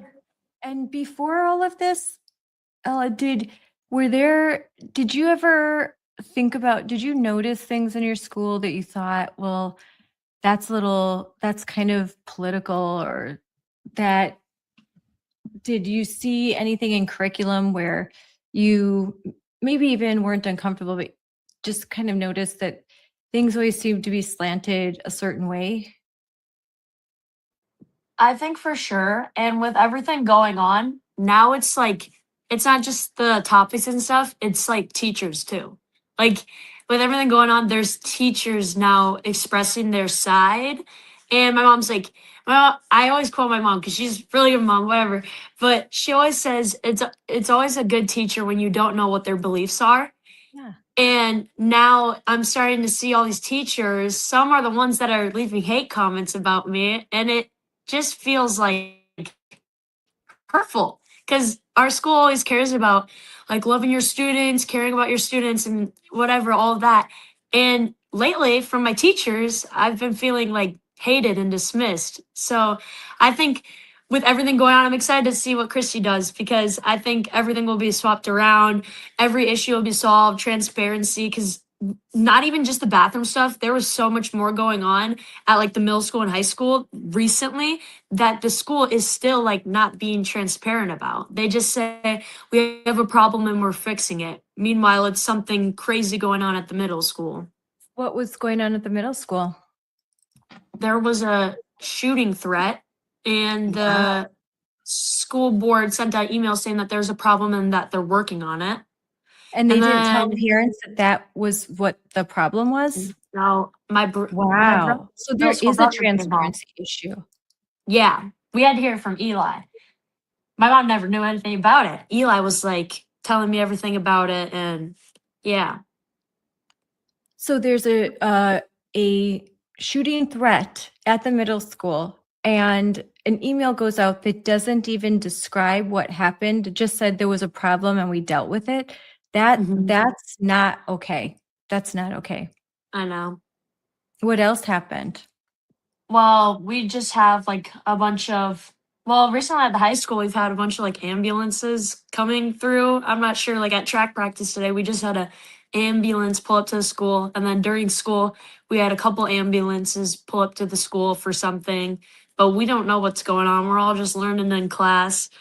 Mhm. And yeah, I still don't even know, but And parents feel like they don't know what's happening, that there's too many yeah. secrets. There's too many secrets. Mhm. And so you said that there are teachers posting comments about you on social media. Yeah, on the NR Students Against Moms for Liberty, they'll go and they'll comment hateful things on those. And then I go and I'm like, wait, isn't this who? Like, isn't this person? And I'm like, okay, I guess. And then So I yeah, see him at school and I'm like, you, I don't know. I don't know how they don't feel bad about it. that's awkward. That's definitely Yeah. awkward. I mean, that's awkward for an adult. So this is the New Richmond students, quote students, okay? Because it's more like the New Richmond teachers against Moms for Liberty, not students. But they call themselves like the students. This is a group that is comprised of mostly of another group, this Indivisible New Richmond group or Indivisible St. Croix, which is a radical left-wing group. You probably don't know too much about that, but other moms listening know what I'm talking about when I say indivisible, because we've got one here in my area. They're all over Wisconsin, all over the country.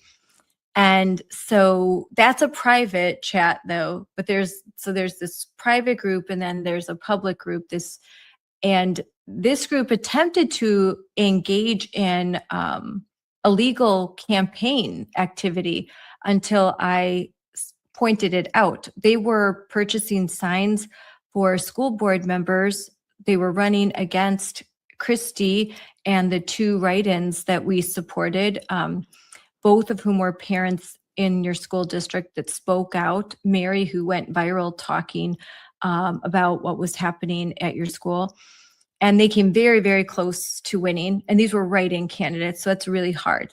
And they became really close. And I hope that I know Mary has signaled that she might run again, and I hope that she does. But so they were putting out these school board signs, but they did not create a campaign finance committee. They didn't go through the proper legal channels, and they had to rectify that. But this group is posting negative comments about you, Ella, and it's comprised of some teachers that are on the payroll of New Richmond. That's very unethical. They may have the free speech right to say that, but that's very unethical. And considering that the New Richmond School District is being investigated by the Trump administration and is now being sued in federal court, I think that's a very unwise choice for school staff to be harassing and bullying young girls that are their students in the school. That's really wrong and inappropriate. And I'm sorry that you're going through that. It's okay. Like I said, the love is definitely outweighing the hate, so it kind of just rolls off my shoulder when I see all that, because then I'm still getting tons of DMs, comments Yes. like, "We love you, keep going, Yes. you're in the right, we're proud of you." And that's what just keeps me going. Are there teachers that support you, that have been, Yeah, kind to you? Good. but it's definitely not public in comment sections. It's like a, "Hey, good job, I saw you on the news," or I had a teacher write me a letter saying, "You're doing great, keep going," and put some inspirational quotes from like women out on the card, and I thought that was really sweet. That's really nice. That's really nice. That makes me feel a lot better. But I do wish I do wish that there was public support too, like, hey, leave her alone, or hey, we got you. But you know, that it's definitely disturbing to me that there are public employees that are part of a group like that New Richmond Against Moms for Liberty, because first of all, they tried to claim that we were behind everything, and that's not even true. The candidates, they did their own work. They worked really hard. We tried our best to support them, but they did all of the work. This was 100% the work of parents and community members and the candidates themselves. And you know, it bothers me. These kinds of mistruths and falsehoods do bother me, but you're right. The majority of the community was very, very supportive, and the online community is very supportive of you. So do you think, after all of this, that you would consider looking into journalism or getting involved in more public speaking? I know that it would be great to connect you more. You've met Jennifer Say, but to connect you with Jennifer Say and the girls with XXXY, because they know 100% how you feel. They've been the highs and the lows, and the hate and the love. So I could definitely see you being somebody who has influence and that goes and talks to public groups and spreads awareness and is sort of an ambassador. Well, I did want to go to college for communications, radio, sports broadcasting, stuff like that. So with everything going on, I think my public speaking, like, this has been a jump start for sure. Because if you would have asked me like a year ago to go on and speak at the school board to do all this, I would have said no. But I don't know, I think that this is helping me a lot for my future as well, besides everything else that's going on. Well, you definitely have a future in public speaking and in this sort of activism. You know, you've already done so much. I could see you doing a lot more. That it's just that, not that you don't have any fear, but that you keep moving and working despite the fear. And that's what's really important. So I'm really grateful for you, Ella. I'm so happy that you have had the courage to speak out and that you continue to do so. And I look forward to seeing you again. I know I'll be in the St. Croix area this summer working with Jolene and working on some different things. So I'm really looking forward to seeing you again. Me too. All right. Thanks for coming on, Ella. Thank you.